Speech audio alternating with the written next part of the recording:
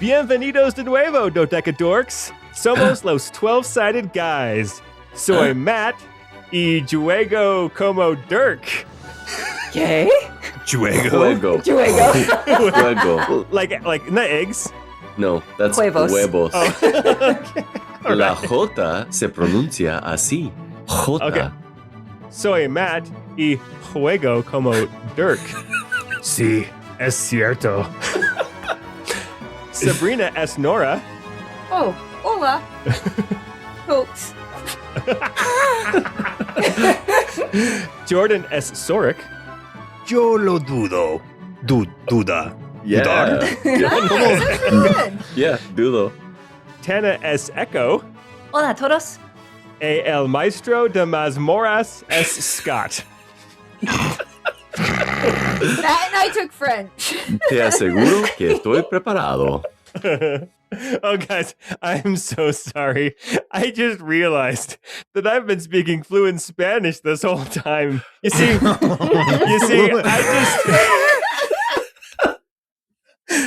see, I just went on holiday in Mexico, and I guess I got so used to hearing Spanish all around me that I learned it, and now I'm basically bilingual, or bilingue, as they say.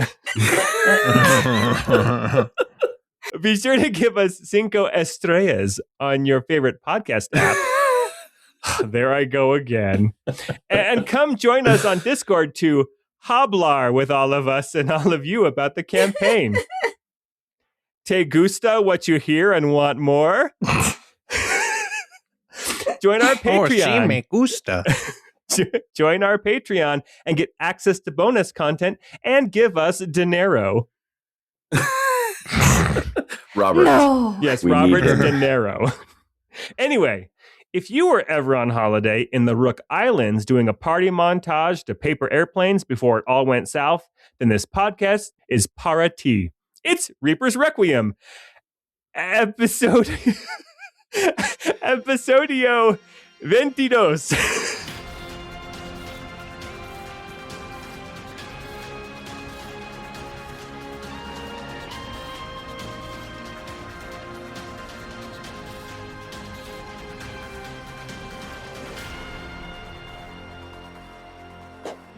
Wow. You made it. Beautiful. That's Amazing. great. I feel like a changed man. That Sorry. was amazing. I'm sorry, guys. This is my fluent Spanish is coming through. It's okay. It's okay. You did so good. All right. The last time we were together, we were introduced to the B team. We got to know them and some of their, a little bit about their lives before they forgot it all and were promptly reaped. Super Yeah. cool. Delavar's mom tried to eat him. Yes. The B team was on a boat on the last current, and they got to know some of the ferrymen and women that take souls to the Eternal City, and then they were promptly kicked off the boat because they did not die the proper way, and then they explored under the last current.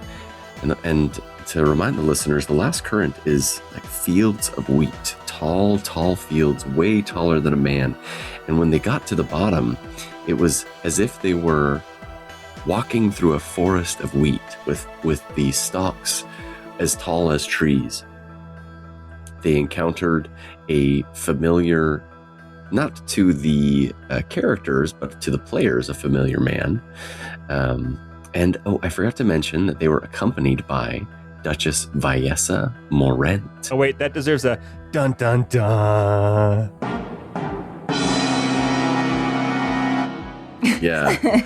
We left off the session as they had found a like an abandoned shrine that the players successfully identified as being one of Nemea's shrines. And they opened the doors, and that's where we left last time. I need everyone to get back out your B team character sheets. We'll get to the main party soon, hopefully. I need everyone to make a perception check as these doors swing open. Jay got a solid 10. Starting out strong, that one. Woo, nice. Pelivar got a 14. Okay. Ooh, Mr. Oakley got a 19. Oh, all right. Pelivar, you notice a suspicious pile, like large pile of ash on the ground in this like small temple. It's very small. It's only like 15 by 20 feet with like a small like entry alcove. It doesn't look like the place was built for like large worship. Like it was not like a gathering place. It almost seems like a roadside altar, like a supplicant might stop and rest and pray before continuing on a journey. There is a large pile of like a dark ash on the ground. And Mr. Oakley, you also notice this pile of ash, and at the center of the pile is a very faint burning ember. Now, there are some other things in the room as well. There's an altar on the far end with some scrolls on it, and there's a chest on the side of the room. But this is what you see as you enter, or as you're standing outside of it. Players have not entered yet. Interesting. I think Mr. Oakley would step in and look at the ember in the pile of ash. Mr. Oakley, this pile of ash, would this be about as much ash as would be generated by a burning corpse? Ah, well. Such Allow me to specific calculate that. question. You know, when we What's make going to our happen to me? corpse tonic, you need a good burnt corpse in order to make that. The amount of ash, and I won't make you make another check because you passed your perception. This amount of ash would probably require at least 4 or more corpses. Oh, no. Okay, so Oh, it's it's a a lot huge, of ash. huge Okay. pile of ash. Okay. Yeah, that's quite sizable. Okay. There is a faintly glowing ember in the middle of it. What I'm going to do at this point, the players have walked into the room, and instead of doing a surprise round, we're going to roll, or instead of giving a disadvantage on initiative. Isn't that what it was again? Yeah, that's Yeah. surprise condition, yeah. Yeah, for the surprise condition, we will roll normal because Mr. Oakley and Pelivar noticed. I need everyone to roll initiative.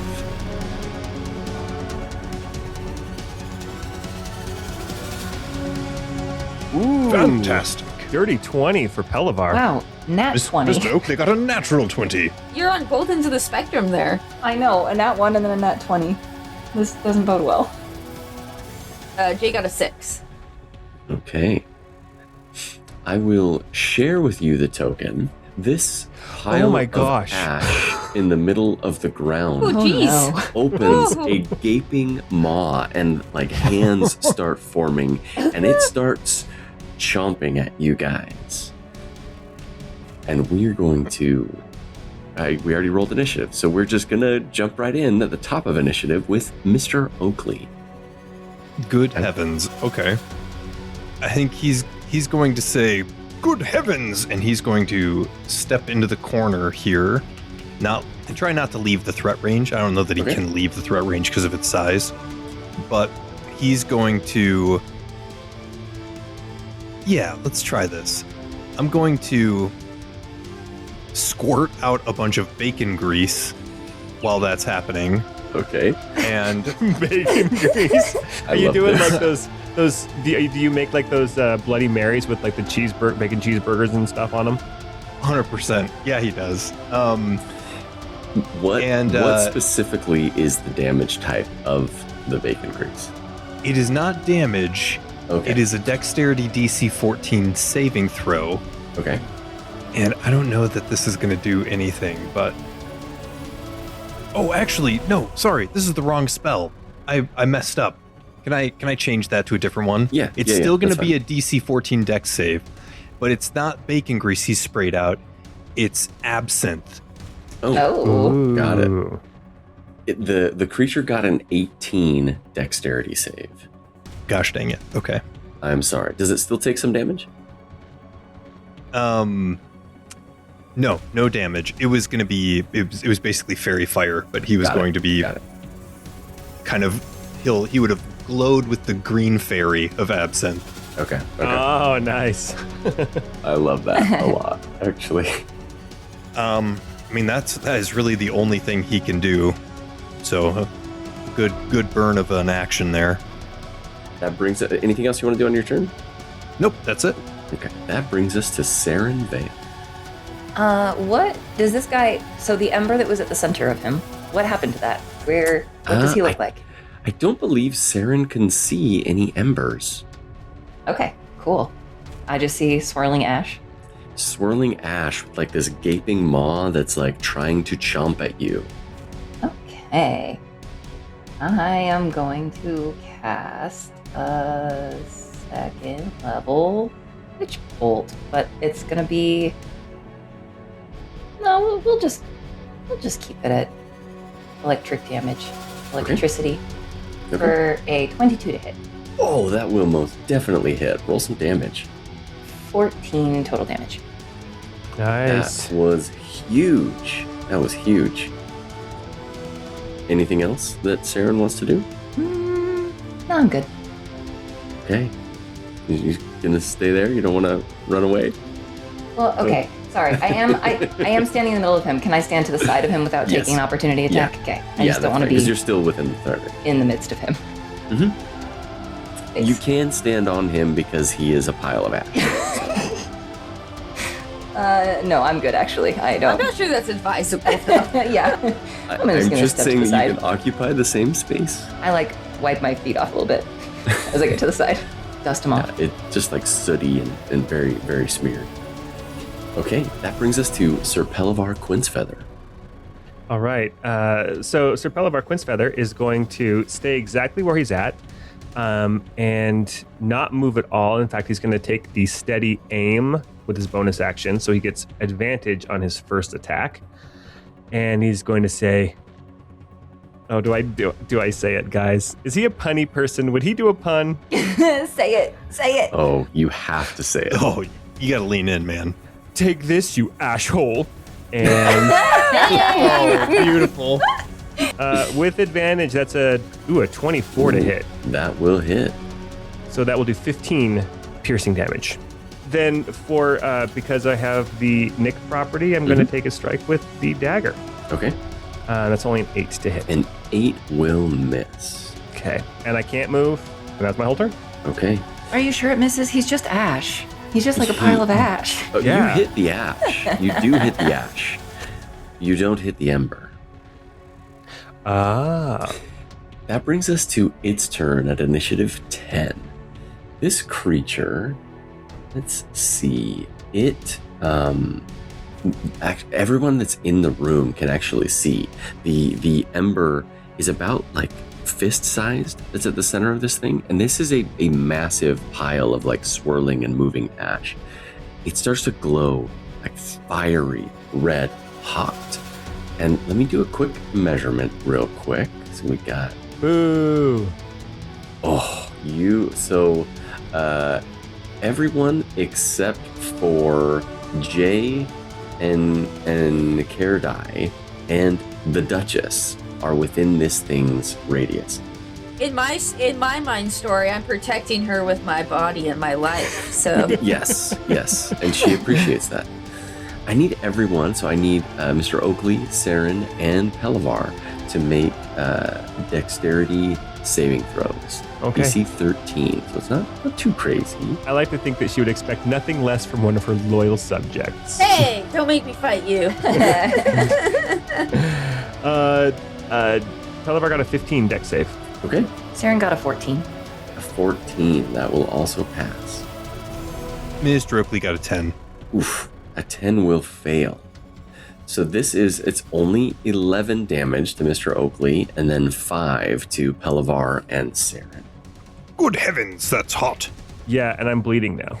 Yeah. Oh no. All right. That is its turn this time.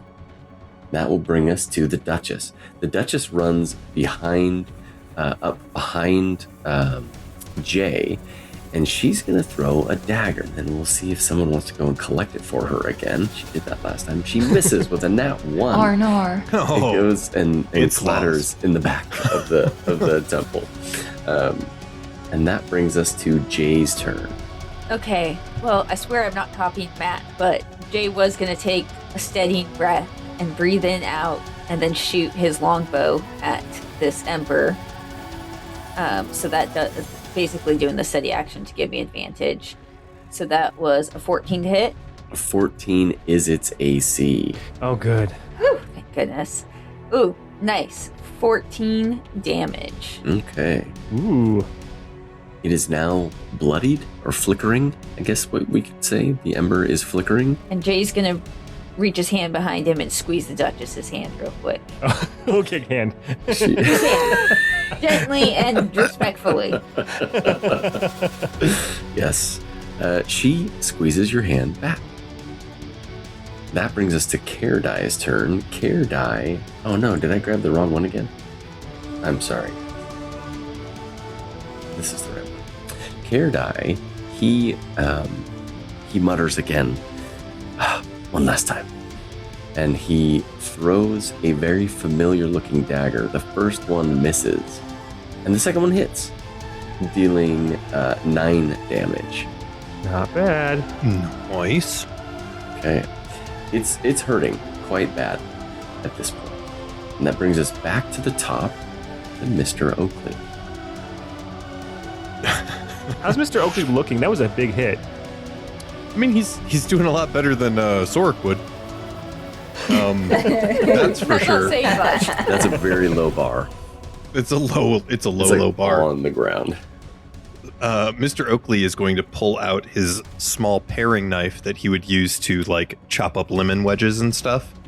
And he's going to swipe at this thing to try to hit it with his little dagger. An 11 to hit. That will miss.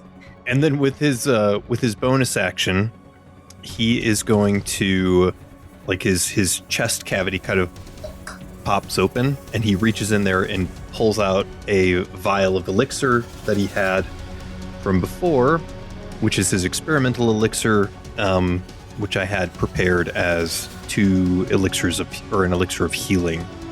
And so he is going to just down this thing. Okay.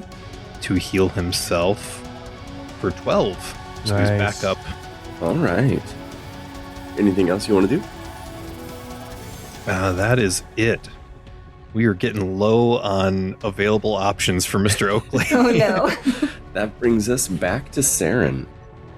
Oh, Saren will need to make a concentration check because they're concentrating on Witch Bolt.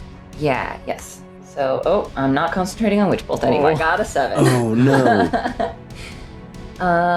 Okay. I am going to shoot some magic missiles at this guy. Ooh. Okay, so it was... I'm just casting it at level 1, so... Okay. Is that 4 force damage times 3? So 12? Is that right? That sounds right to me. Okay. And 12 damage to the man. That brings us to Sir Pelivar Quintsfeather. Okay, Sir Pelivar Quintsfeather is going to, having now gone a round of combat, seeing what this thing has, damage it's taken, how it's reacted to attacks and different kinds of attacks. He's going to try to deduce its weakness. So I can, since it's within 60 feet of me, I can learn either its damage resistances and immunities or vulnerabilities. I'm going to go with, I would love to know if it has any resistances and or immunities.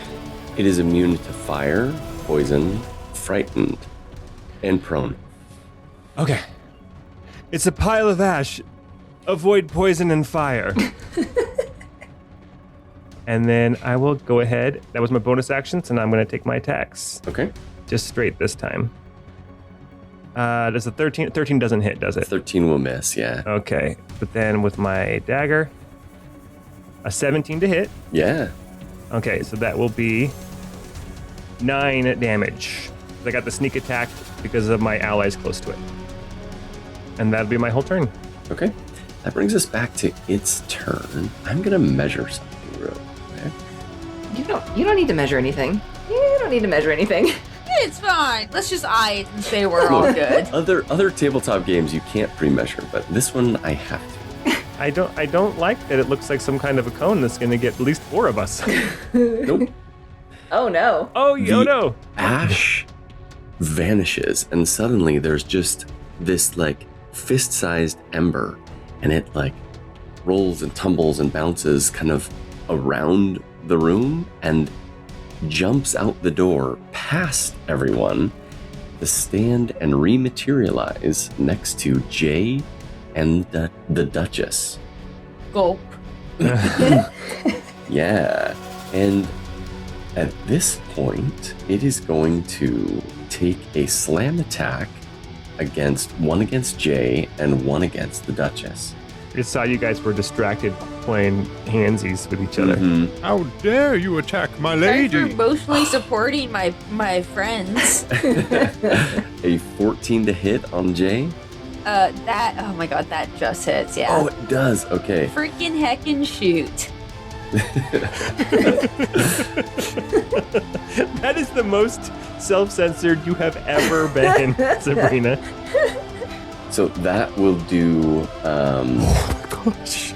Let's see. I gotta see the different rolls. That will do 3 fire damage and 13 like bludgeoning damage. Oh. Okay. Oh my. I'm still okay. And Not great.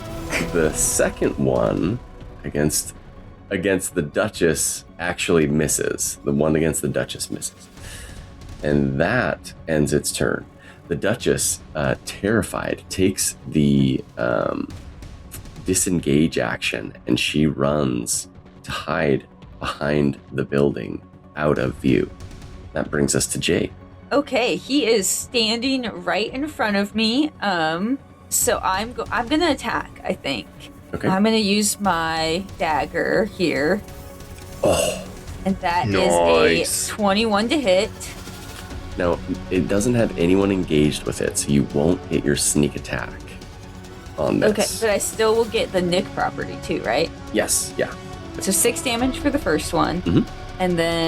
And that is 16 to hit, which Okay. that's 6 damage. Oh, Nice. wow. That was exactly the number of hit points remaining, but Huzzah! Oh Nice. no. we What? are still in initiative. The ash kind of loses its force and falls to the ground, but there is still a glowing ember in the middle of the pile. Quick, somebody pee on it. I will go back to the top of initiative with Mr. Oakley. Wait, I do. If I'm still here, I want to disengage. I want to use my bonus action to disengage as a rogue, since I can do that. Yeah. And I'm gonna back up. Okay. You successfully back up. It does not attack you. Mr. Oakley will rush forward and pull out his magical thing of his pitcher of beer and dump the beer on the thing. Oh, it lets off a satisfying hissing and cracking and popping sound. And you successfully manage to defeat the creature. We're going to cue Huzzah! victory music.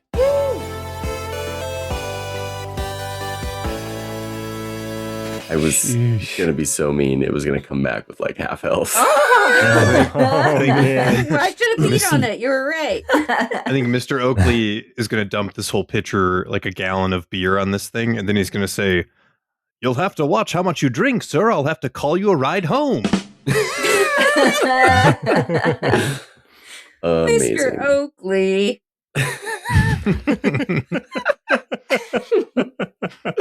Oh, that was great. Oh, man. So we are Okay. now out of initiative. Well, that was exciting. Is his name Kieran?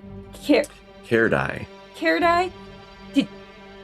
Did you know what was going to be in here? Did you know there was going to be an ash monster in here? Not an ash monster per se. There have been strange beasts along this path I've traveled. Yeah, I noticed you didn't really seem very surprised. Well, there's little that will surprise you being here long enough. And what's so important in this shack? I am on the trail of trying to figure out why we've all been reaped and what we might do about it. Come this way. Usually these roadside shrines have prayer scrolls and things of value in them that we might use to guide us to the next one. Well, I found the treasure chest, so I'm claiming it. Deal. I don't have any need of that. Can I attempt to open it? There is a chest here on the ground. There I see. is a chest on the ground. You can attempt to open it. Do I need to make a roll to open it? It is locked. So Okay. yes. All right, then I will do. I only rolled a 10 on it though. Oh man, Jay's gonna come in and show off. Let's do it. Let's do rogue on rogue violence. Okay. Okay, sleight of hand is. Oh my god, nice, solid 10. You know what? Man, this lock does seem kind of hard. It is. Right, It is a hard lock. It may be one of those that is magically locked. So, Saren, you said that you were also decent with locks. Mr. Oakley rolled a 23 sleight of hand. Mr. Oakley's the goat. Amazing. He's definitely had to break into things before for patrons. When you open it, there's not a lot in here, but there's some potions. There's 3 potions of healing and 1 potion of greater healing. There's also like an ancient censer that was probably used by priests or priestesses of Nemea. And there's also a white pearl. Ooh. So Mr. Oakley opened it, but he's just kind of standing there. He's like, there we are. So Pelavar will take the weaker of the potions and just drink it right away. 8 hit points. Okay. Okay. You still have Feeling- the one that you got from the cat? No, the not cat lady, right? Mm. Oh, you're right. If you want more but healing. it's greater. Okay. It's greater though. I'll be okay now at this point. No longer bleeding. But then seeing the pearl, I'll pick it up and kind of hold it between my index finger and my thumb and look at it, try to examine it. Does it look like a natural pearl? Does it look like it has the looks imperfections? magical. Oh, it looks magical. And the not cat lady's name was Nixara. Yeah. Nixara. Karadai, was it? Is this what you're looking for, this pearl? No. You see the altar there. There's looks like there's a prayer scroll, and I'm looking for more parts of this story called The Last Test. Okay. Oh, I love stories. Can you tell us the first part? Yes, let's read this one, and then on the road to our settlement, I'll tell you the rest of it. Meanwhile, the pearl is now in Pelavar's pocket. Okay. It is a pearl of power. Ooh, I don't think I can even use that. I think that's more of a mage thing, isn't it? Yes. But he's gonna squirrel it away just in case. Oh yeah, 100%. Karadai picks up this parchment, and he starts to read it aloud to everyone. He says, I think I found the first part. And it says, let this be remembered while memory still survives. The lady of the closed door no longer answers the pilgrims. Her candles have gone dark along the redemption path. The listless gather now in silence. It walked the fields crowned in ash and living flame. Where it stepped, the silver grass blackened. Where it gazed, souls forgot themselves entirely. The dead fled from its light. It spoke no name, asked for no worship. It came only to claim the abandoned. Spooky. The lady of the closed door? Is this talking about Nemea? I presume. We don't know much about her. She's been forgotten, like the rest. Do we know if she's the only one who's been forgotten? It sounds like, according to this scroll, that there's some entity that is causing the forgetting. That's what I'm trying to find out. Wonder why it looked at me. What does it mean where it stepped the silver grass blackened? At first I thought maybe that was like the wheat, but the wheat's gold, so... Was this creature of ash, was this from the forgotten lady, or was this a creature of this other entity? I presume it's from the other entity. I don't think that Nemea has much influence on either this realm or any plane of existence. And what does it mean claiming the abandoned? I'm not abandoned. I mean, I guess I am. My entire town and family abandoned, but only because they were took up by this guy. They weren't abandoned originally. I know, I have no idea why I would be here. I have so many friends who love me, and I'm invited to all the best parties. No one's abandoned me. What we've gathered from visiting these roadside altars is that Nemea took in those that couldn't get to the Eternal City. And I presume that the abandoned are those that, for one reason or another, couldn't cross the threshold to the afterlife. So was she helping the forgotten before she was forgotten? And that's why she was forgotten?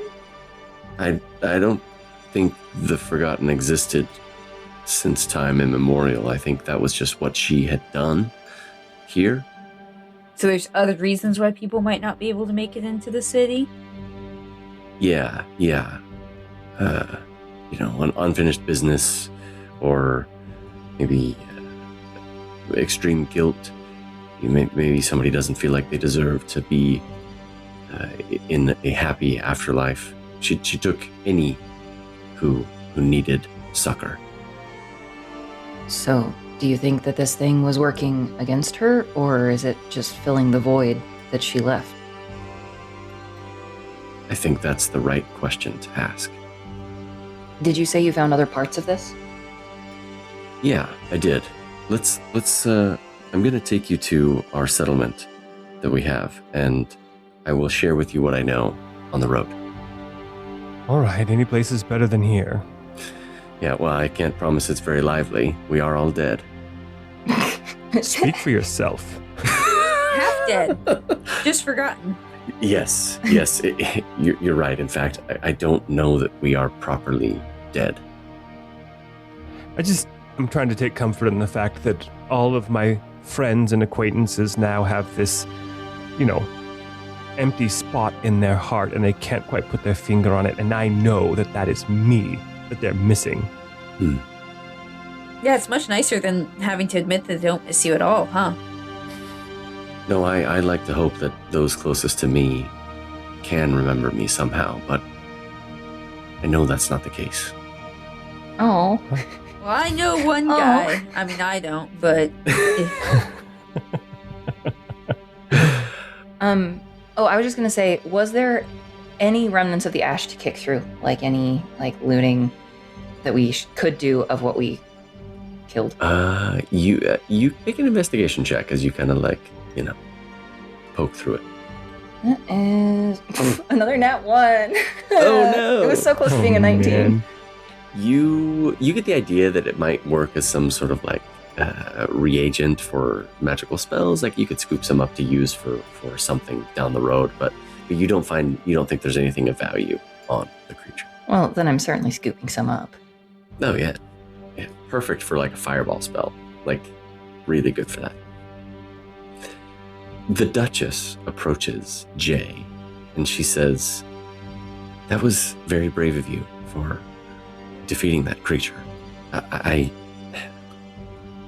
I am sorry that I fled. It attacked me, and I didn't stand with you.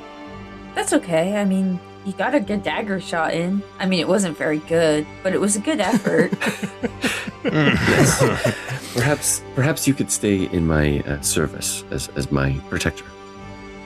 Jay, you're blowing it. Protector? Okay. I could be a protector, but I'm not getting that dagger for you. You better go grab that yourself. And as your protector, I think the most important thing is that you have to be able to not run away from the big bad guy here. So maybe I can help teach you, some moves. I don't know how much I want to continue fighting if this is what's going to happen down here. So, are you just I will go. Let what happened happen? No, I think I'd rather run.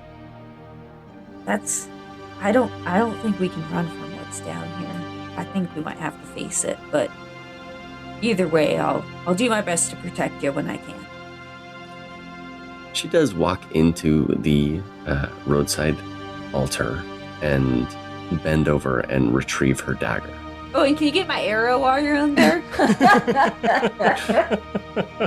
It's on like the other side of the room, and she looks at it and looks at you, and she says, "No, I think you have as much autonomy as me." He's gonna smile and wink and go grab it. Hell yeah! Amazing. We're gonna leave the B team for there. Oof. The next time we join up with them, who knows what sort of crazy shenanigans they'll be up to. Just so we don't forget, in the meantime, Saren, you can go ahead and add that Pearl of Power to your inventory. As we're walking, Helivar would take a look at it, realize that he can't make any use of it, and he would offer it up. Oh, can I pay you for this? Yes. Of course.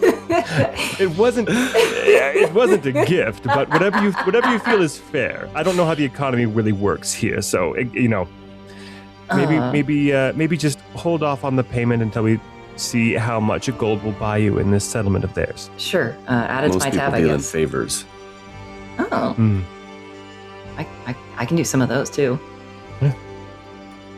We don't need to eat or sleep or do much down here, so we deal in favors. If you have something or if you give something to somebody, there's an expectation that you do something back for them in return. Okay, all right, I'll hold you to that. You owe me.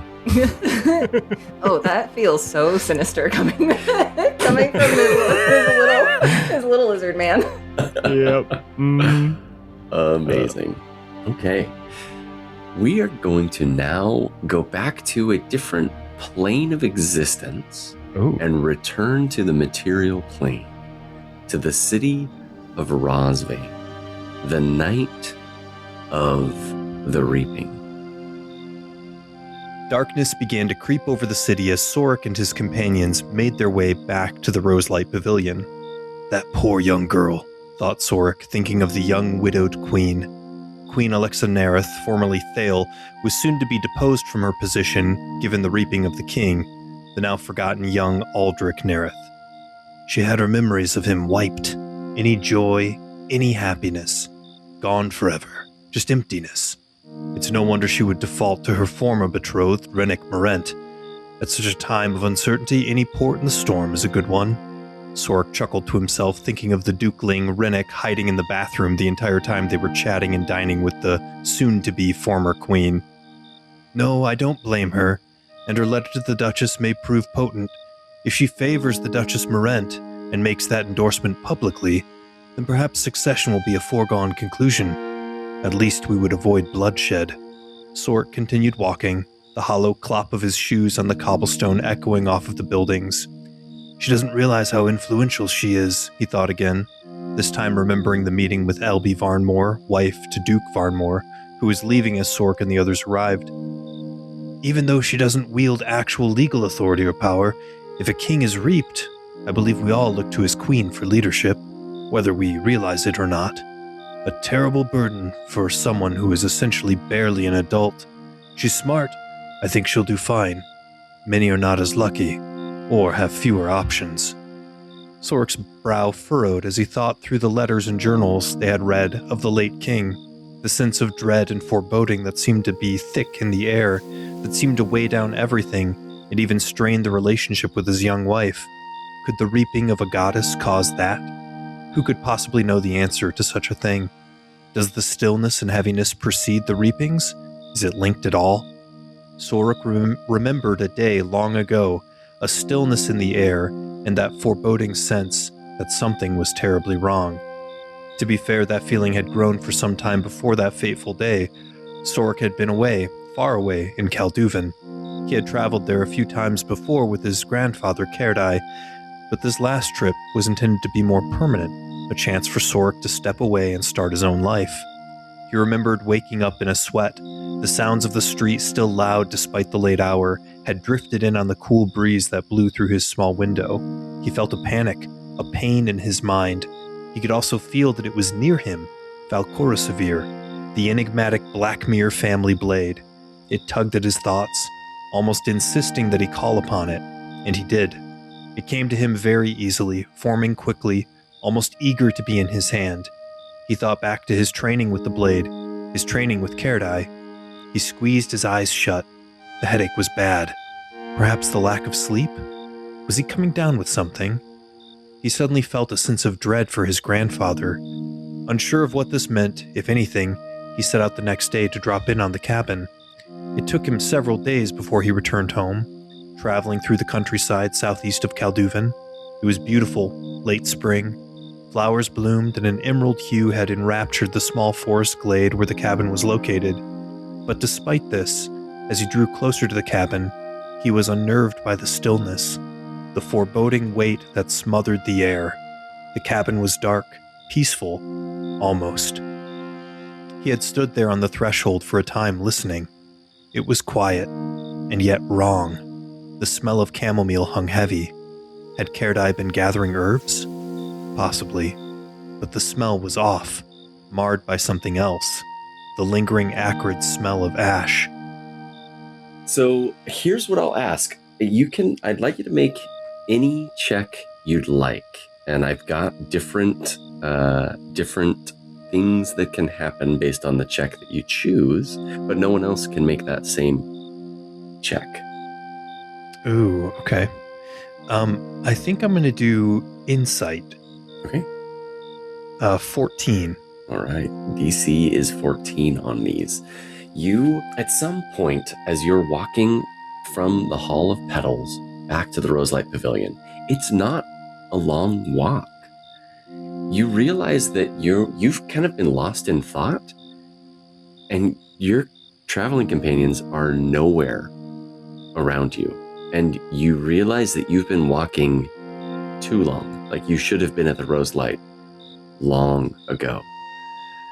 And you, as you kind of look around, you find yourself in the Three Corners Market, which is south of the Roselight Pavilion, more not like the direct center of the city, but kind of in between the pavilion and the temple quarter.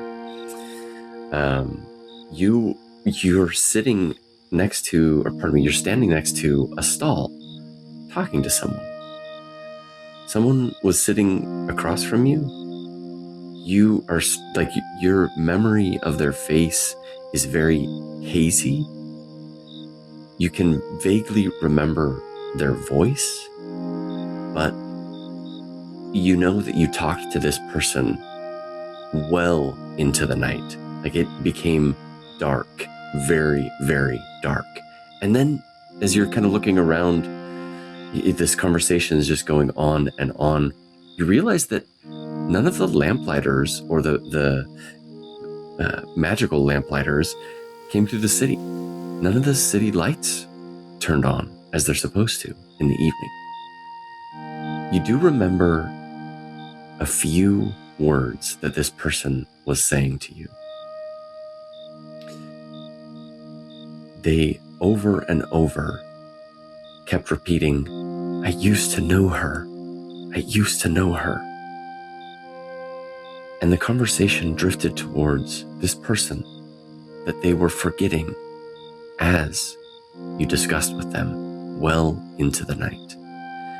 Sorek, in the morning when you regain control of your character, you'll be walking back to the Roselight Pavilion. You'll get your full night's rest. I'm not going to, prevent you from having that. But it was a very strange evening, and the scent of chamomile and ash seems to permeate the entire city.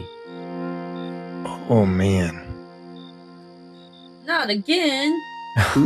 Who wants to go next? Oof. Well, I can go. Okay. So what would Dirk have been doing maybe after Sorek breaks away from the group? And maybe there's a very strange feeling in the air.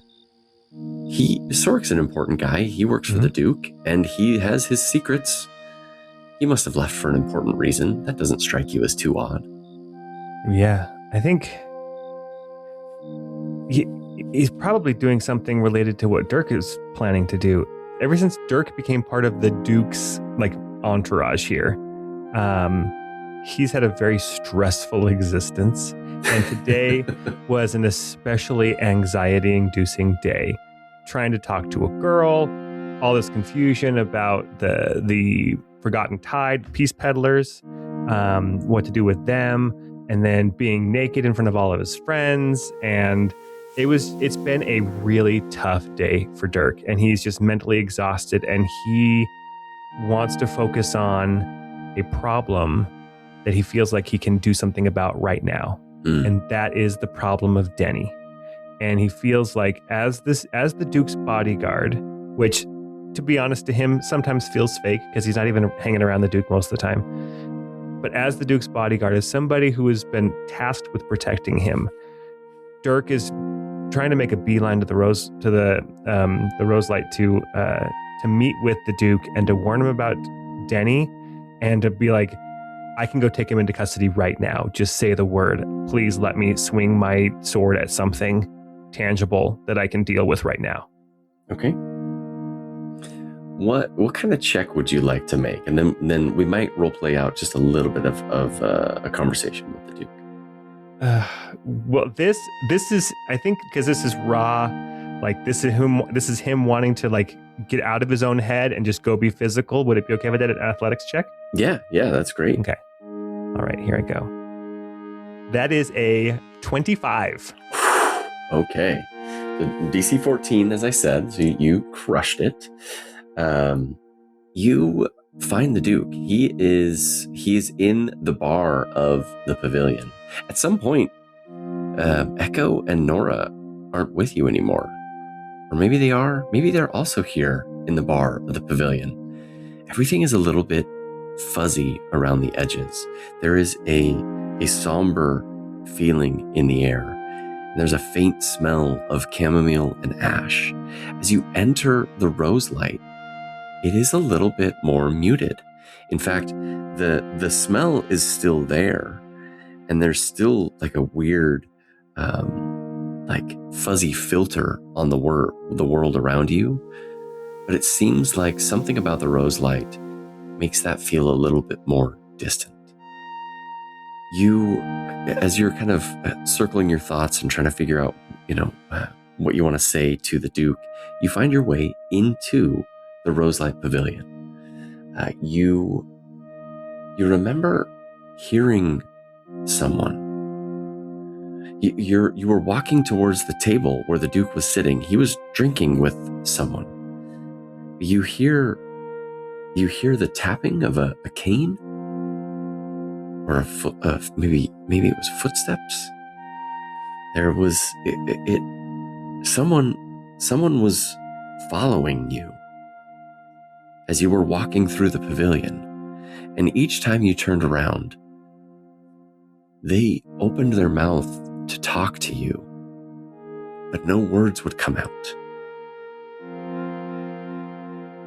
And as long as you looked at them, they kept trying to talk, but no sound would come out of their mouth. Then you turned to continue to walk towards the Duke, and that tapping sound continued as this person was leaning on their cane and following you. And again, you turn to maybe check on them, see what's wrong, what can I do to help? And they open their mouth to talk again, and there's nothing that comes out. You see a pained, mortified expression on this person's face as they are desperately trying to be heard and seen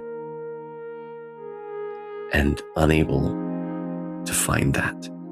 Sheesh. When you wake up, you will be in your rooms. You do know that you talked to the Duke. You're not sure what exactly was said. Okay. Long rest time. Yay. Yeah, take your long rest. Who would like to go next? I think Nora would have gone with Dirk to the Duke, but Okay. as soon as she could, she would have pulled off to go to bed. And I think the only thing she would want to do is like write into her prayer journal about everything. Okay. What kind of check would you like to make? I'd like to make a religion check, please, and thank you. I knew that you were going to do that, and so like I had this one kind of like written for you. Oh, Okay. nice, because I got just barely a 14. With a plus 8, Nice. Awesome. I got a 14. Okay. As you break off from Dirk, you hear that tapping, and like someone started following him, and there's just like a wrongness to the air, like a heavy oppression, like over your shoulders, and you just feel the need to go and be alone for a little while and pray. You start walking back through the pavilion and calling on the attendant to open the doorway to your rooms. And you're standing in the common room of the pavilion. And suddenly everyone stops talking around you. Like just frozen mid-conversation. And they all start to cry softly at the same time. Not like anguished sobs, but quiet pain of just this heavy oppression in the air. It doesn't ease up all of a sudden, but gradually, one by one, they stop crying. And maybe even you too, Nora, start to cry along with them. You notice there is an empty chair in the middle of the room where all of these people are crying. And everyone gets up one by one and walks up to the chair and puts a hand on it, almost as if a loved one was sitting there in the room and they were all mourning their passing. This person must have been important, because there's a mix of smiles and tears as everyone says goodbye to the empty chair. Nora's going to also go say goodbye to the chair if she can. Yeah, you feel it different than maybe everybody else. Your crying wasn't brought on so much by the forgetting, but maybe by this like joint feeling of being in this room where these emotions were so strong and powerful. When you touch this chair, you, for an instant,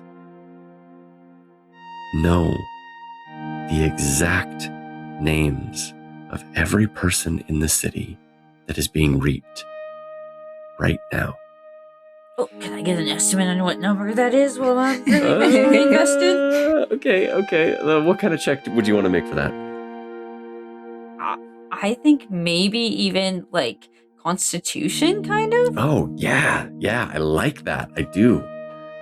Just to see if I can handle everything that's going on. That's a 4. Okay. Heck yeah, baby. You try to count the names and you like try to keep a tally. But the rush, the sheer torrent of faces and images that pass through your mind is so overwhelming that you start to cry all over again. You have no idea how many people were reaped tonight, but it was a lot. maybe not as many as Tharndell. Or maybe that's the exact number. It's really hard to say.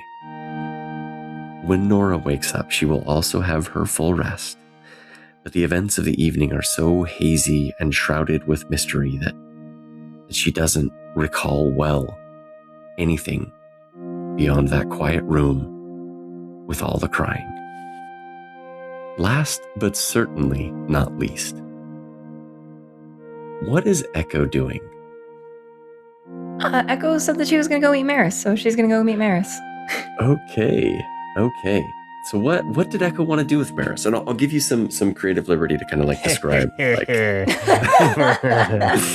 now it has been a very weird evening, and I wrote one specifically for you as well. So, I think having like if it is starting to feel kind of weird, I think Echo has just felt like alone for a while. I think that she grew up in a place that was very communal, and there were always people around.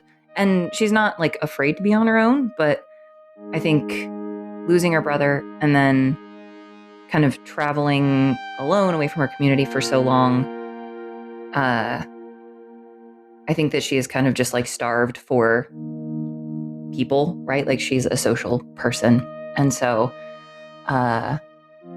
if you're the check that I'm making, I think I would just like to do is charisma, okay? Just like a sociability, like just straight. Yep, that's good. Oof. For a dirty 20. Okay, filthy. So dirty, so filthy. You maybe also maybe the three of you guys went to the bar in the pavilion. At least you started out that direction, and quickly Dirk kind of peeled off towards one side of the room, followed by some older stranger, and Nora she got held up by a group of people by the door. You immediately clock Maris and the Duchess and Elaine sitting at a table together. And maybe the strange air, the weird mood, you felt courageous enough to just go and join them. And you sat down. You remember telling a story. You were telling a story about your childhood, living with your clan, and your brother. At first you think everyone is listening to you. But then as you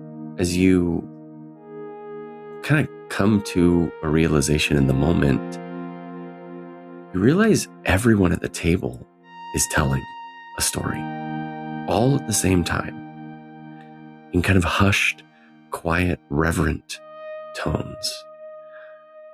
Almost like they're sharing some of the most personal moments of who they are and what makes them motivated to be themselves. Maris is crying next to you, just quietly crying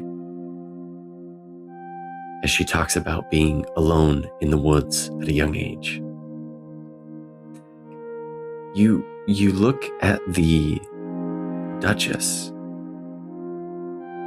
and almost as if like something shifts, that moment that you look at her, and everyone at the table, you, Maris, and Elaine, all are focused on the Duchess and what she is talking about. Mid-sentence, she stops talking. And she says, "What happened to the fifth one? What happened to my fifth one? My daughter?" And she keeps repeating over and over about her daughter. There were 4, and then there were 5. What happened? What happened to her? It wasn't like Rennick. She was better than Rennick. Where is she? And as you're watching her try to remember, more and more details escape as she talks. And she seems to recall less and less as you're sitting there. You know this feels wrong. You can maybe remember a little better than the others. As you glance at Elaine and Maris, there's almost like a moment where recognition vanishes from their eyes. And they're sitting at a table with a stranger now. After some time, you all make your way back to your own rooms.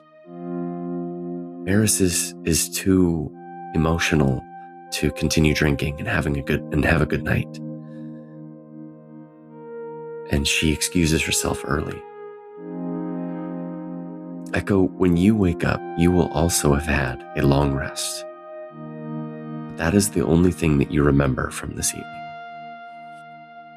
And now we are in the present, the morning of the funeral of the reaped king. Also the morning of the second reaping of the campaign. Sorik is wandering and making his way back to the Roselight Pavilion. I think Sorik would start to almost jog and then run to the pavilion because he would, it's alarming to him that he kind of zoned out.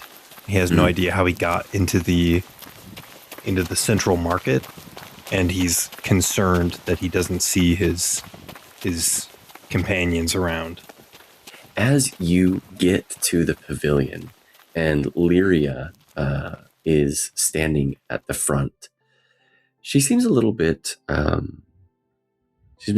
shaken. But as you enter the pavilion, she says, Mr. Blackmere, I have a letter for you and for your companions. A letter? Yes. I'll take it. Two letters. One for you and another one for you and your companions. Who is it from? I believe it's from one of Duke Culver's retinue. Okay. It says, put the lotion in the basket. Yeah, Sorik would take it, and he'd probably look at the one that's addressed just to him first. Okay. You receive a letter from Nemi Breinholt. Now, she is the elf woman that you met in the baths, who is the spy master for Duke Culver. Okay. Can I read it? Yeah, go right ahead. Okay. To Sorik Blackmere, I trust business has been steady in your district. I've spent far too much time lately listening to people argue over potatoes. And I find the subject grows no more sensible the longer it is discussed. Many seem convinced that the young potatoes from the southern fields should be placed at the head of every table simply because they happened to grow nearest the old garden. Personally, I have tasted them and found them soft, bruised, and not yet fit for a proper meal. Given time, they may improve, but I would hesitate to build a feast around them today. Several merchants have suggested turning instead to the molasses stores from the northeastern warehouse. Their stock is older, certainly, but it has been tested through many seasons and remains dependable. Some complain that molasses was never meant to sit at the center of a meal, though I suspect those same people would rather go hungry than admit practicality has its merits. In the end, a table must be served by what is available, not merely by what tradition prefers. If you happen to pass any particularly knowledgeable cooks, I would be interested in hearing their opinions on the matter. Warm regards, Nemi Breinholt. And it says here as a note that since I can speak thieves' cant, I understand the true meaning, and that Nemi is proposing that Duke Gren support Culver after the reaping of the Duchess. No, it was so subtle. I've got to say, Matt picked up on my reference immediately. He sent potatoes and molasses GIF. So, GIF. Incredible. Jive. Jive. Interesting. I think at least they're making their preference known. What about this other letter? This other letter is from Chorus, and it's directed to the party. I will share it with everyone, but Sorek is the only one that has it. To the Duke's retinue, I write in response to your inquiry. Enclosed are several volumes concerning the ancient goblin kingdom of Grathan Vale, whose capital once stood where Rosvane now rises. The records are inconsistent. You will find contradictions, revisions, and passages that seem altered or incomplete. I have preserved them as they are. I advise you to read closely and with care. I have also included the name of a historian, Narravethis, who has dedicated her work to the study of the Grathan Vale and its royal lineage. She can most often be found along the lower Graithwain. She is not easily persuaded, but she respects persistence. If needed, you may mention that I sent you. Nora, please consider my offer of employment. I spoke with Selavaya, keeper of the last verse, and offered a sizable donation to the Temple of Mirren. One final note. Rosvane was not always what it is now.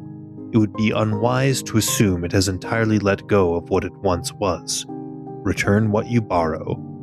Chorus Vel, Athenaeum of Rosvane. There are also 3 books included.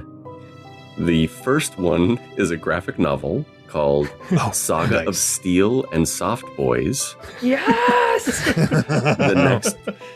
The next one is a medium-sized tome called Twins Across the River. And the last one is kind of a dense book called On Houses That Listen. Ooh, that's mine.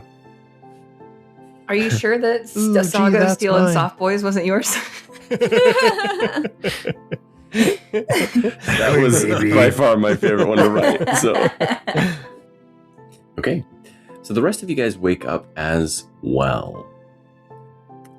Everyone actually does have letters. Those that are in their rooms, there are letters waiting for you under the door, like slipped under your doors.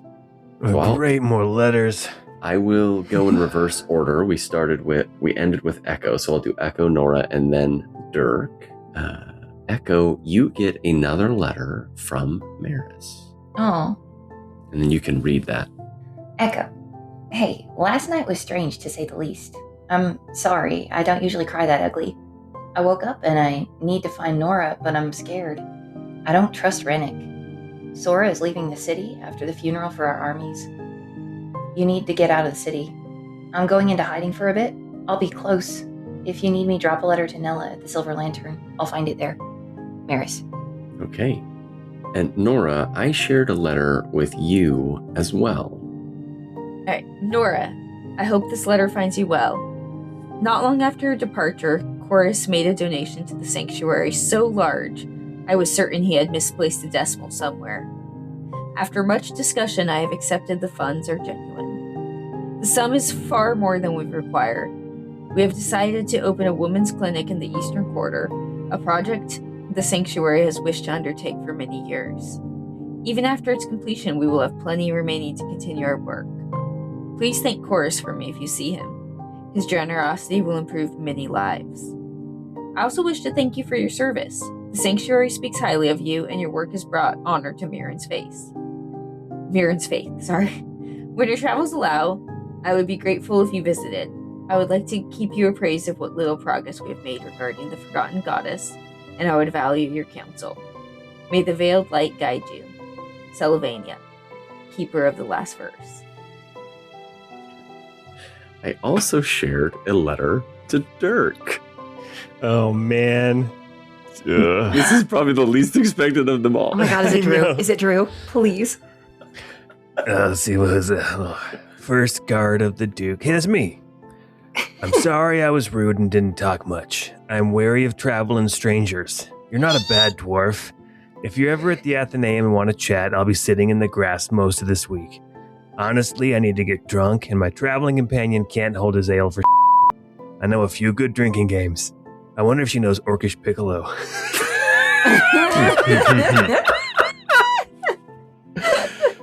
Sorry, I can't remember your name. I just remember you saying something about being the first guard or something. Drew. Okay, this has got to be fake. The Roselight must have created this letter for me.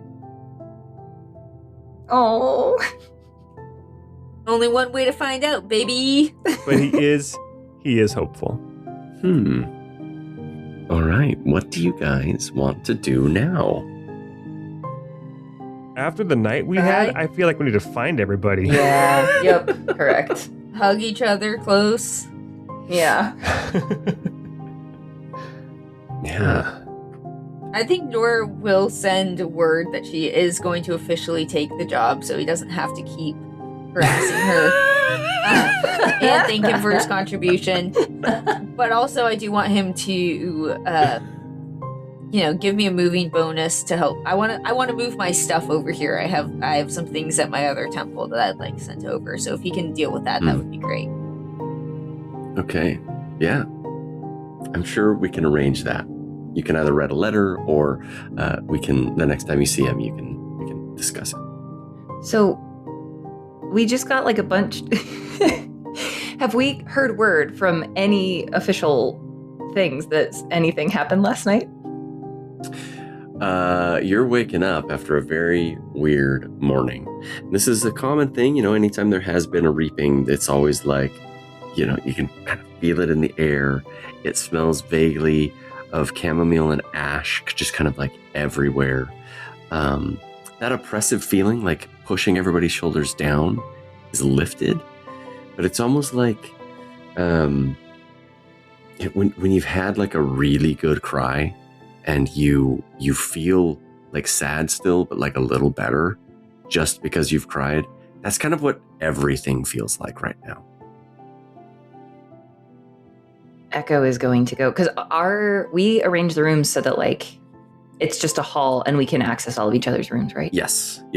Echo is going out and knocking on everybody's door. Okay, you guys. I think as you knock on Dirk's door, Dirk was opening his door to do the exact same thing. And we can say that Sorik has entered the rooms as well, so he's in that hallway too. Is the Duke in? Like, I imagine we're in the common room area. Is the Duke here too, or is it just us? Right now, it is just you guys. And Sorik is holding books. Did you guys have a weird night? I think there's been another reaping. There definitely has been another reaping. Who do you remember? Do we remember everyone? Duke Grant. Make some wisdom save. Make a wisdom save. Oh no.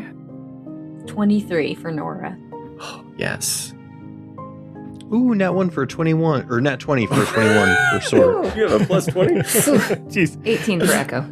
Okay. And an 18 for Dirk. Okay, you guys all, as you're trying to like piece together kind of how the night went, you know that like it's kind of like a sharp pain in your mind when you think about somebody that has passed.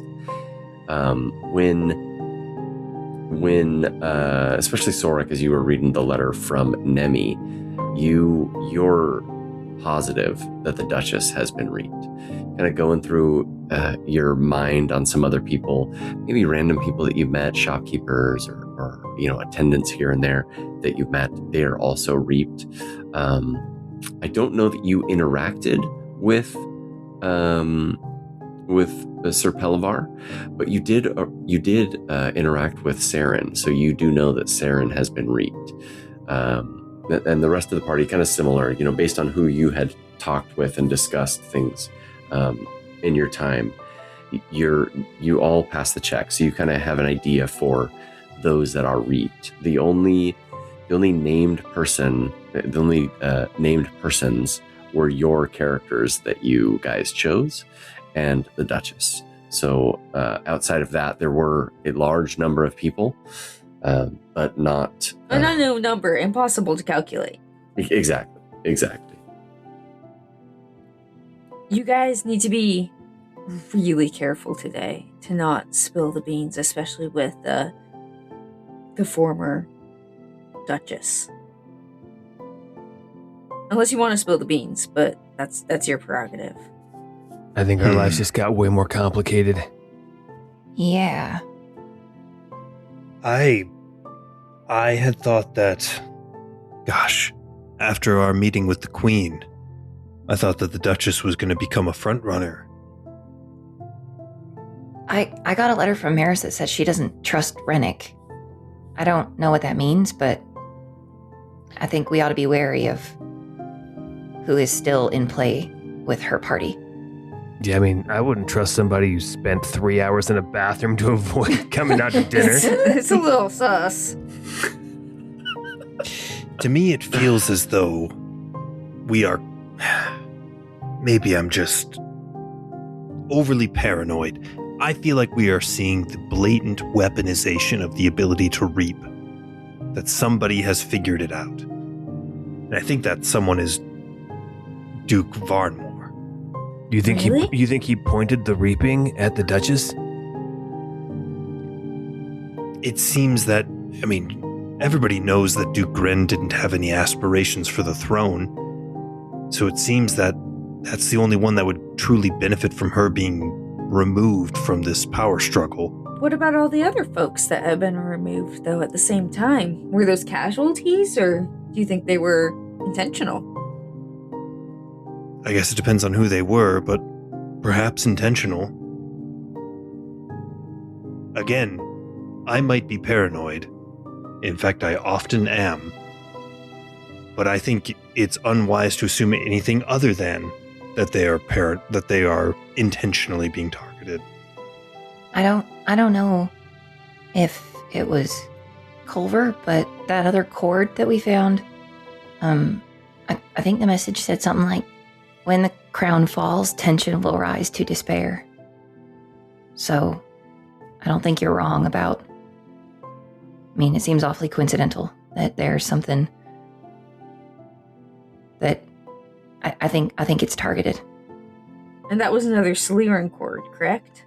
Yeah, we found it on the big flaming elf guy. Mm-hmm. That's very suspect. I mean, I think last night definitely felt like tension rising to despair. Well, and if the Duchess is gone, and it's just Culver, it might be... Well, like Zorik said, it might really be to his advantage. Regardless, we need to explain to Duke Grend that the Duchess, who was also a frontrunner for the crown, was reaped. He need to make decisions based on that about his posturing with regards to Varnmore. I suppose I should be the one to tell him then, since... Oh, he knows all about all this, remember? Although, actually, Sharn doesn't know, though. Or she may have figured it out by now. She's not dumb. She's kind of wonderful. We ought to be extra careful if Denny's here. Yeah. I came looking for him last night. I didn't see him. And then everything got weird, and a man with a cane was following me, and he couldn't talk. He couldn't express himself at all. And then I ended up, I don't know, I woke up on the leopard couch. So in my room. Is that a euphemism? Is that a euphemism here? I didn't mean to fall asleep on the leopard couch, but it is really comfortable. It's got a built-in body pillow.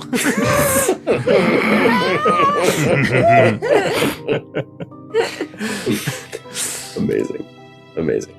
I mean, I know we talked about going out to the Slytherin Temple early this morning before the funeral. Do we still want to do that, or do we need to pivot our plans? I think that might be more important than ever. If that, Slytherin cord was so prophetic.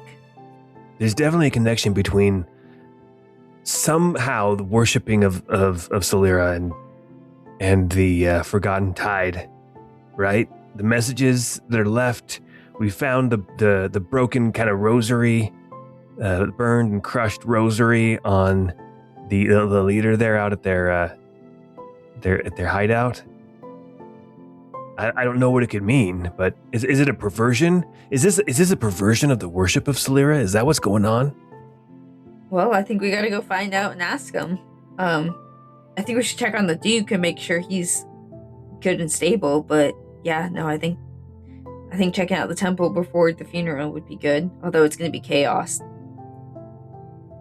Yeah, I imagine a lot of people will be seeking solace in the different religious institutions. The temple quarter is probably going to be pretty packed. Luckily, we have a local celebrity who can clear the way. Nice. Oh no, they're probably going to want to talk to you too. Well, you know how celebrities are.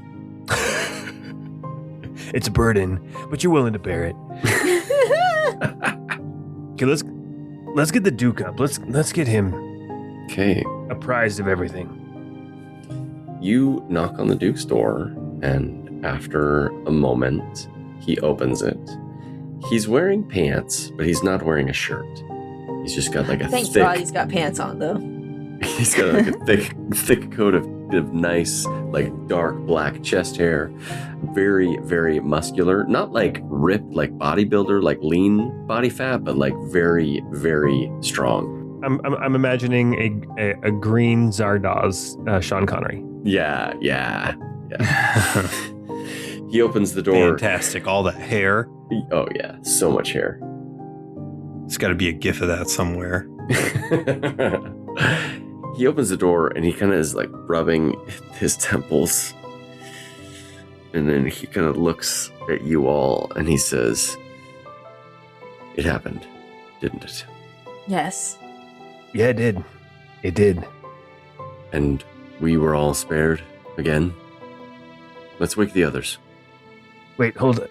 Before we wake the others, you need to know about Denny. I came to find you last night, and I didn't, or I did, but I never got a chance to talk to you, or maybe I did. I don't remember.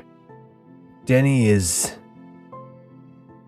not to be trusted, and maybe you already knew that, and you're keeping him close on purpose. But he's been in the pocket of, well,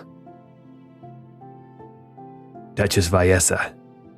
And I'm going to say that to him on purpose so that he can hear the muffled words. You make a roll. He kind of shakes his head and he says, "In the employ of..." Wait, who? Who is his employer? So you know that right now there are basically two dukes, right? There's you, and then there's Duke Varnmore. Yes. And Right. there's... Who's the other contender? Yeah, that's what I'm talking about. She's not here anymore. She's been forgotten. And I know it's House Morent. That Rennick boy is the contender? No, I would not be quite so off-put by him. No, it was his mother. Regardless, just be careful not to put too much trust in Denny, because he's been doing work for that family. Denny has. We have it on we have reliable information from an inside source. Yes. Got it. Well, I will lean on, and he looks to Sorik and says, "I will lean on your best judgment on how to approach this. Perhaps you should convene with Sharn and we should discuss the best approach. Subtlety has never been my strong suit." No, Duke, you're so good at it.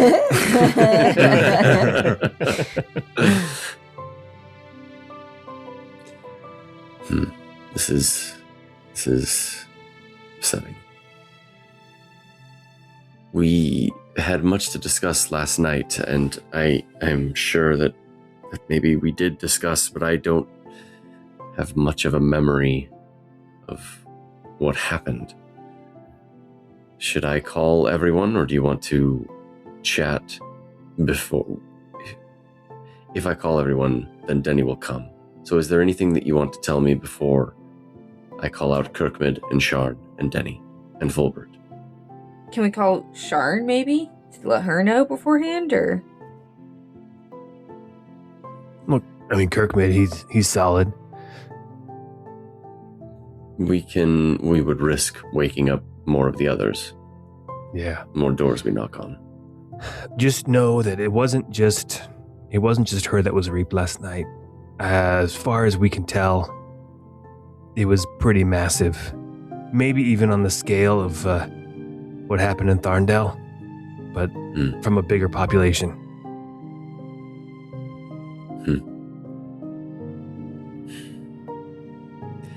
I wouldn't even know how to lead a country like this. I don't know what drives them to want to take over this mess. What would drive you? I can understand what drives them. Power, influence, money. I just want to take care of Ravaloon. I want to take care of my Kelduvan. My people. Is there room in that big, muscular heart of yours for more than just your people? Can you expand that vision to be all of this? I only ask because there was already a power vacuum, and now the leading contender is out of the running. And so it's almost like a sure win for Culver, and we're not sure. We're not even sure if this reaping is a weapon that can be pointed by someone, and who stood to gain the most from this? Probably him. I don't know. Had Kirkman called the armies, but they are at least a week's march away. I wouldn't be able to make any moves until they're here. From what Sorik and Denny learned, Duke Culver has his at least some of his army in the city already. And the Duchess, her name, Rennick, now it seems. Rennick has armies just outside of the city. Have your men arrived from Tharndell yet? I believe they are in the city now. At least they were supposed to have arrived last night. Could they put up, I mean, is it enough men that they could put up enough show to at least buy us a little bit of time? Because I just don't see how Culver or Rennick, honestly, taking the throne bodes any kind of good for your people. So you were traveling, you would know this because before the campaign, like prior to it, you were traveling through the roads with the rest of the retinue. There weren't more than 100 soldiers that were traveling. It was mostly just for show, not a show of power, but just, to accompany the Duke and be there for the funeral. The rest of the armies are on their way, but I called for them as a precaution of what I feared would be the worst outcome. Yeah, that makes sense. The city may turn into a battlefield. It may turn into a battlefield today. Are they still going to have the funeral for the late king with everything that just happened? I demand decorum, and I want to go and offer my condolences officially to the Queen and to the King. I will attend the funeral. Okay. Did you learn anything from Quick-Quill? Assassins killing assassins stuff. It's, we'll get to it eventually. Yeah. Well, that and that Culver had maybe made some plans that involved forging documents that looked like they were forgotten to confirm his place. Oh, yes, he really, really thinks he's gonna land himself in the castle tonight. Okay. I mean, worst case scenario, we could just kind of throw it out there and be like, oh, really, what a coincidence that things get reaped right when you want to be king, and just throw some suspicion on him, even though technically we don't really have any proof. Yeah. We could do that. I mean, but the thing is, again, it's not like it's not like the people will turn against and not vote. This isn't a democracy. I think ultimately it's going to be between Rennick and you, Duke, and Culver, about who's going to step into this void. Maybe with input from the leaders of the different churches, but ultimately it's the choice of you three. To be fair, though, I think if we really wanted to play it up, I don't think the mob would be very happy about somebody who had weaponized a reaping. And I think that could get a really big reaction if we needed to. And how much do I need to reimburse you for payment to Quickwill? Oh, To be fair, Matt was on cold medicine when we made this deal. Yeah. I tried to give us an out. You can give the receipts to Sharn. She can pay you. Sorry, we don't need to get so into the weeds of things. do you think Sharn could pay in the heads of 2 crime bosses?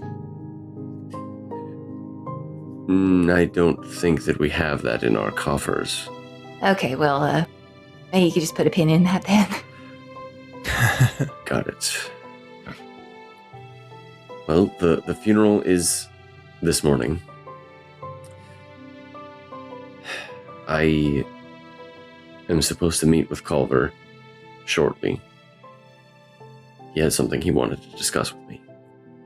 If it's okay, I think it might be worthwhile if several of us, if not all of us, attend that meeting with you.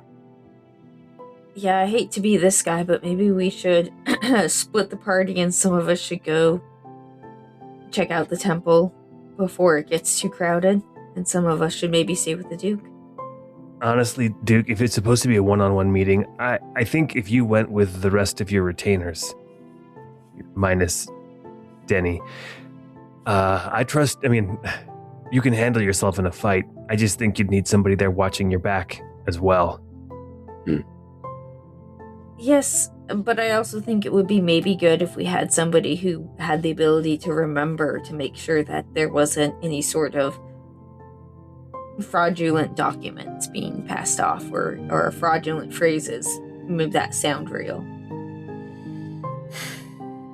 Okay. So Nora, you would stay with me then? Yes, I could do that. I'm your bodyguard. I could be there. You know me. You know that I can remember as well. Yes. But I guess I couldn't really... I'd have to secretly provide you evidence as opposed to being overt and saying, actually, this is falsified or something. I don't know. Nora's probably the right person. They were a little scared of me, to be fair. Scared? How? I don't think they anticipated that there would be somebody in your party who could remember. And, to be honest, when I was chatting with her, she seemed fine, but other people mentioned she was sweating a little bit. Got it. And... kind of keep you in your basement vibes, you know? Yeah, I think they see Nora as a threat. If they are planning something like we assume, then they would see Nora as a very real threat to that. Okay. Giving me much to think on. So I guess the question I have for you then is, do you suggest subtlety? Do we take Dirk and not let them know that we can read whatever thing they might have presented, or Nora, and make it more obvious that we can see through whatever their farce is? I think if Dirk goes, he may have to accept the fact that he'll have to come out sooner or later, just in case. But that's totally up to you. Happy Pride Month. Yes, it's June. But I don't know when this episode will come out. It might be next month. So, well, advisors. Well, let's think through this for a moment. If we reveal our hand to Culver that we have multiple people with the ability to remember the fallen, remember the reaped, if that is a threat to him, then in essence, the amount of threat will have increased. It might force him into a confrontation with us.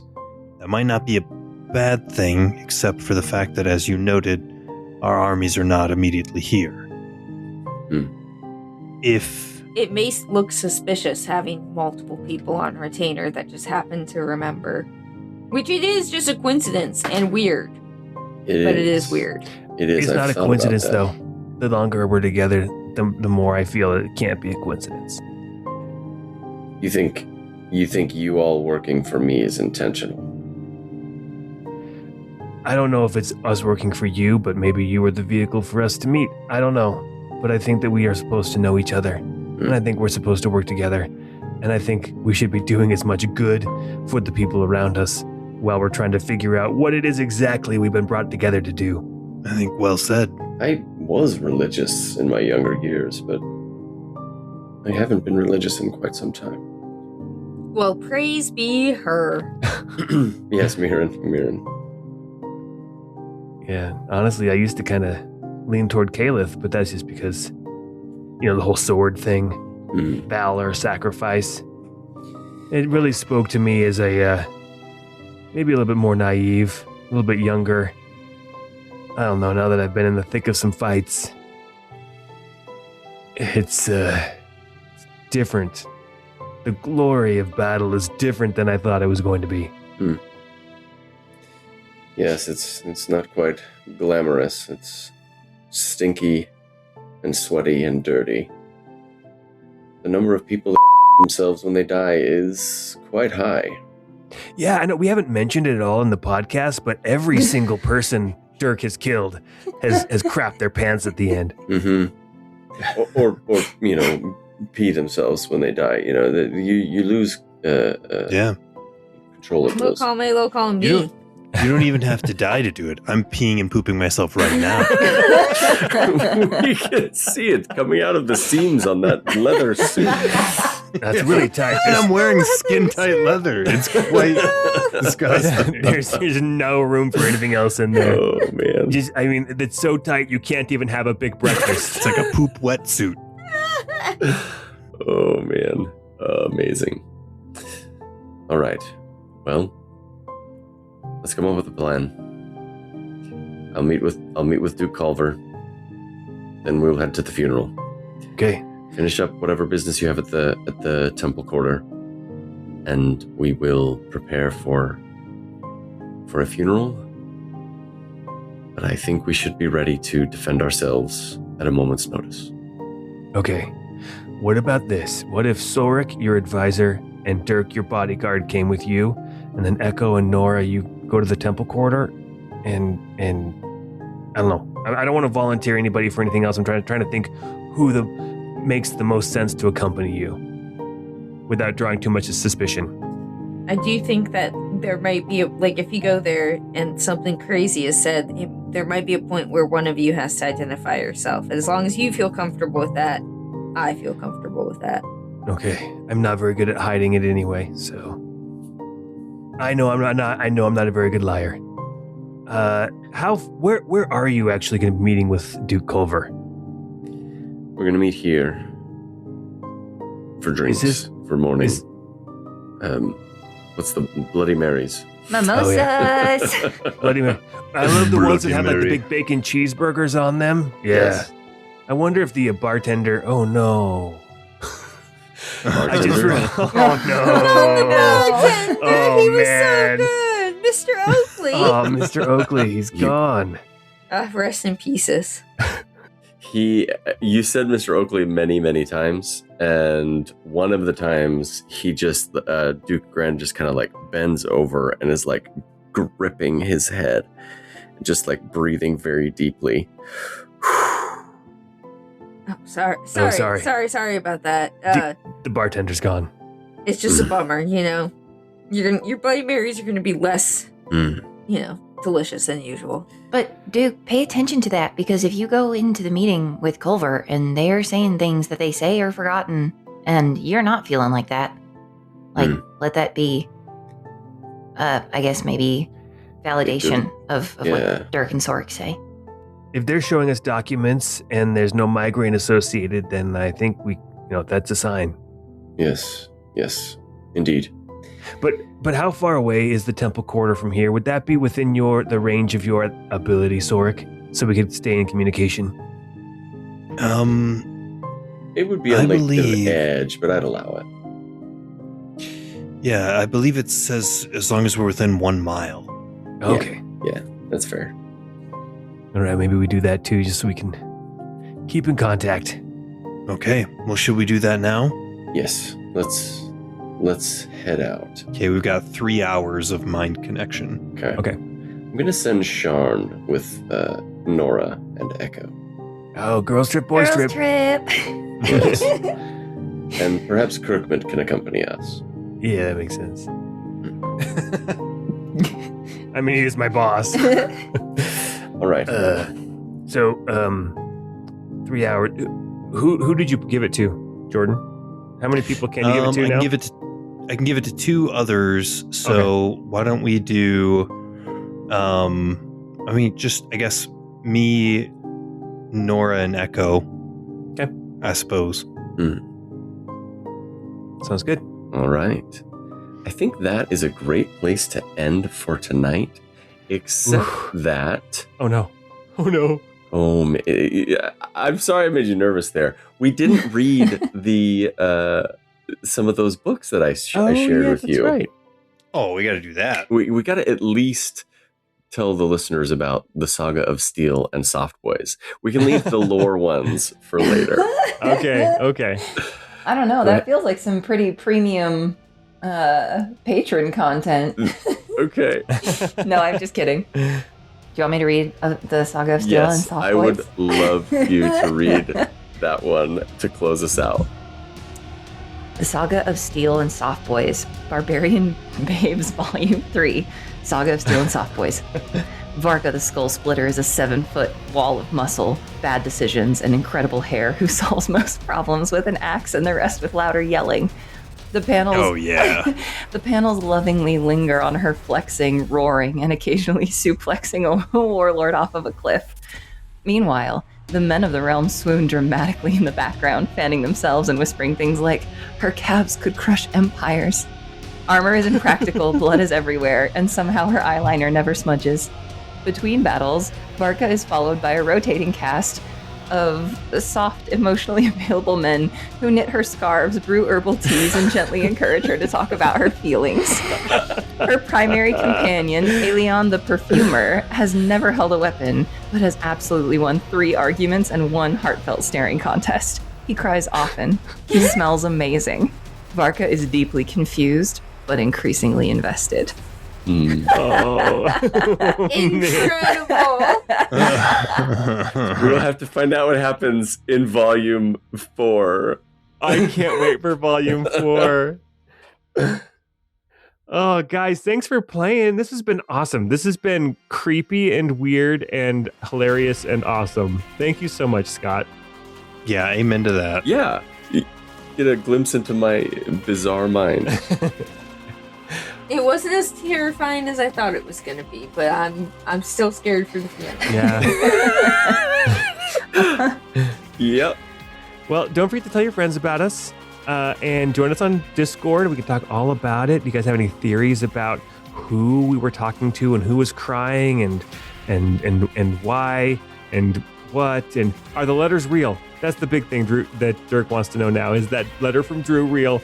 But anyway, until we get together next time, we hope you have a great time.